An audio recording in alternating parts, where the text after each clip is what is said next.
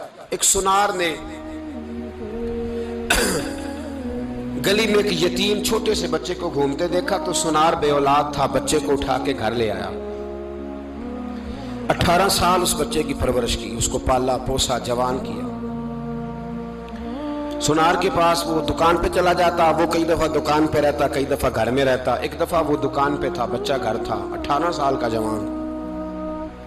اس کی بیوی اکیلی تھی، وہ جس نے ماں بن کے پالا تھا اس نے اسی پہ حملہ کر دیا، اس کا بازو بری نیت سے تھاما۔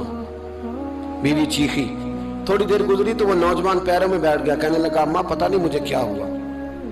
شام کو سنار آیا، بیوی چیخنے لگی، چلانے لگی، کہنے لگی آج عجیب بات ہوئی، جس کو میں نے جگر کا خون دے دے کے پالا اسی نے گندی نظر ڈالی۔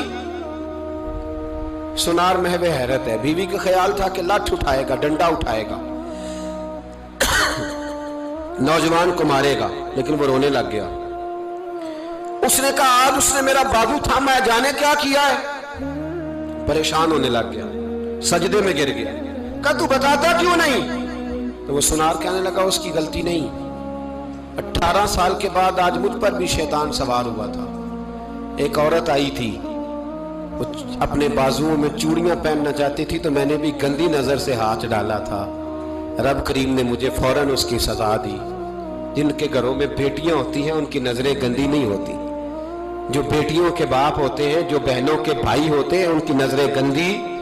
اور اگر تو ٹیلی فون کرتا ہے، تو کسی عورت کے ساتھ تعلق رکھتا ہے تو یہ بات لکھ لے، امام فخر الدین رازی 1، علامہ اسماعیل حقی 2، ملا جلال الدین رومی 3، امام خازن 4، امام جلال الدین سیوطی 5 حدیث کے استاد اور محدث لکھتے ہیں کہ اگر تو کسی پر گندی نظر ڈالے گا تو تیرا گھر بچ سکتا، یاد رکھ نہیں بچے گا، اس لیے کہ تیری نظر کسی کی بیٹی کو بیٹی سمجھ تاکہ تیری بچی کا پردہ قائم رہے، کسی کی بہن کو۔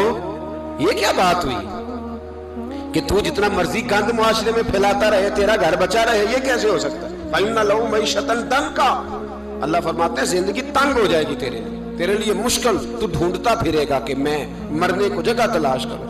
سچی توبہ کریں، کھری توبہ کریں، یہ گناہ انسان کو مجبور کر دیتے ہیں۔ حضرت عبداللہ بن مبارک رحمت اللہ تعالیٰ علیہ، ان کے سینکڑوں شاگرد تھے، ایک شاگرد کے انتقال کا وقت آیا تو گھر گئے ملنے۔ آپ کہتے ہیں میں نے زور لگا لیا پر اس کی زبان پر کلمہ جاری نہیں ہوا۔ میں اسے کہتا کلمہ پڑھ پر اس کی زبان پر جاری۔ اللہ اکبر، بہت بڑی نعمت ہے، دعا فرمائیں اللہ ایمان کی موت عطا فرمائے، ایمان کی موت دے اللہ کریم، ایمان کی موت دے۔ ایسے بھی لوگ دیکھے ہیں، مسجد نبوی ہے، رسول اللہ کا شہر ہے، سر سجدے میں ہے، روح پرواز کر گئی، روح پرواز۔ کتنا نصیبوں والا ہے، کتنا نصیبوں والا ہے کہ مسجد نبوی میں سر سجدے میں رکھا ہے اور اللہ تبارک و تعالیٰ نے محبوب کے قدموں میں موت عطا فرمائی۔ تو حضرت عبداللہ بن مبارک کہتے ہیں میں نے اس کو کہا کلمہ پڑھ تو اس کی زبان پہ جاری نہیں ہوتا۔ میں بار بار کہتا تو وہ منت کرتا، کہتا حضور میں کوشش کرتا ہوں جاری نہیں ہوتا۔ فرماتے میں پریشان ہو کے اٹھا، ابھی میں دروازے پہ پہنچا تھا اس نے چیخ ماری اور روح پرواز کر گئی۔ بچے رونے لگے، بیوی رونے لگی، تو میں نے اس کی بیوی سے کہا کہ یہ جرم کیا کرتا تھا، اتنا بڑا پاپی پہ کلمہ جاری نہیں ہوا۔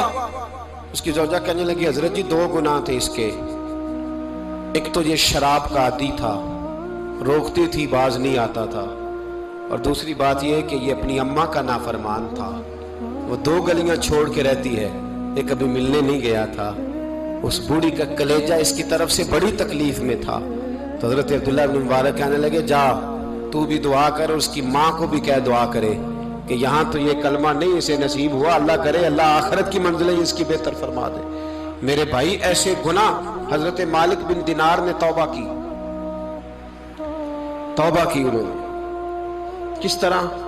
فرماتے میں نشے کا عادی تھا، کسی نے مجھے کہا کہ بطور دوائی شراب پی لو تو میں نے پی لی، نشے کا عادی تھا، شراب پیتا تھا۔ اللہ تعالیٰ نے بڑی منتوں اور کوششوں کے بعد، منتوں کے بعد ایک بیٹی عطا فرمائی، وہ بھی 2.5-3 سال کی ہوئی تو پردہ کر گئی۔ کہتے میں اس کی قبر پہ بیٹھ کے گھنٹوں روتا، شراب کا عادی تھا۔